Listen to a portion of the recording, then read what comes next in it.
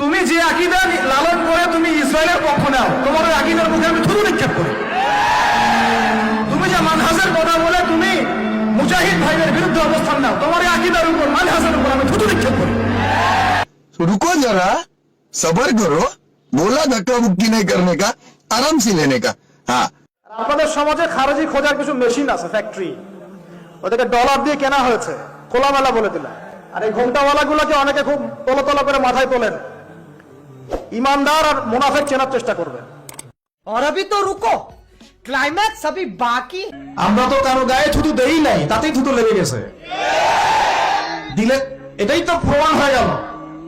আমাকে বলেন, সেখানে ওই সেন্টেন্সের মধ্যে কোনো দলের নাম মেনশন করা হয়েছিল? অনেস্টলি বলেন তো, কোন দলের নাম মেনশন করা হয়েছে? কোন জামাতের নাম, কোন সংগঠনের নাম? গায়ে পড়ে দোষ মাপলো কেন তাহলে? আর এই ঘোমটাওয়ালা গুলোকে অনেকে খুব তলতলা করে মাথায় তোলেন, ইমানদার আর মুনাফিক চেনার চেষ্টা করবেন। यही नहीं, अभी और सुनिए। চার মাযহাবকে বাদ দিয়ে নতুন একটা মাযহাব চালু করলেন। আপাতত কিন্তু এটা হলো, প্রতিষ্ঠিত মাযহাবগুলোকে বাদ দিয়ে নতুন একটা মাযহাব চালু করলেন। মাযহাবে জাকারিয়া, মাযহাবে রাজ্জাকিয়া, এরকম কিছু মাযহাব চালু হলো।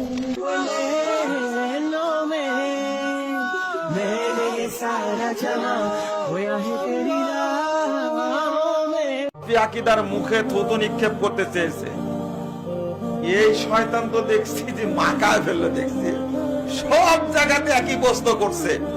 আপনারা ওকে ধরে নিয়ে এসে ওর মুখে পেশাব করে দেন।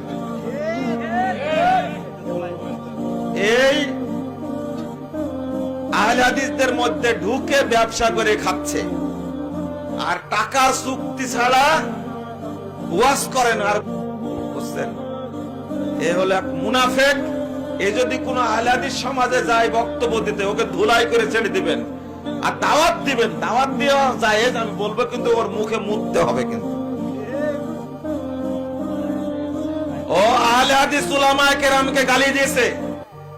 সৌদি আরবের বড় বড় আলেম যারা, যাদের উপর শরীয়ত নির্ভর করে, তাদেরকে গালি দিছে। একে ধুলাই না করা পর্যন্ত সোজা হবে না।